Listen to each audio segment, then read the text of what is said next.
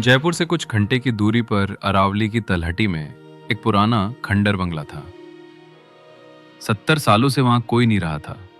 कहते हैं रात में वहां से टूटी चूड़ियों की खनक और बच्चों के रोने की आवाजें आती थीं। अर्जुन, एक तर्कवादी युवक, भूत प्रेत पर यकीन नहीं करता था।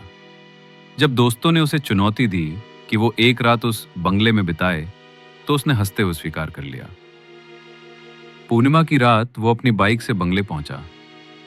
वहां पहुंचते ही उसे एक अजीब ठंडक और बेचैनी महसूस हुई। गेट खुला था। भीतर घुसते ही धूल, सीलन और सन्नाटा उसकी सांसों में घुल गया। अर्जुन ऊपर की मंजिल पर गया। एक कमरे में उसे खुद ब खुद हिलता हुआ टूटा झूला मिला। तभी किसी ने उसके कंधे पर हाथ रखा। पीछे पलटने पर कोई नहीं था। उसके बाद उसने नीचे से बच्ची के रोने की आवाज सुनी। वो लिविंग रूम में पहुंचा। वहां बर्तन अपने आप खनक रहे थे। फिर एक धुंधली परछाई जो बच्ची जैसी लगती थी, टेबल के चारों ओर घूमने लगी। वो दर्द से कराह रही थी।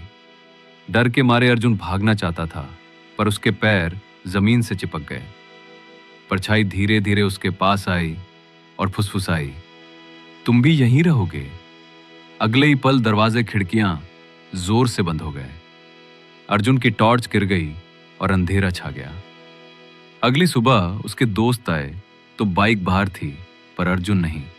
बंगले के भीतर सिर्फ सन्नाटा था और टेबल पर रखा एक नया मिट्टी का दिया जो कल तक वहां नहीं था। आज भी लोग कहते हैं वहां से गुजरते वक्त चूड़ियों की आवाज के साथ साथ किसी युवक की चीख भी सुनाई देती है। शायद अर्जुन अब बंगले का हिस्सा बन चुका है।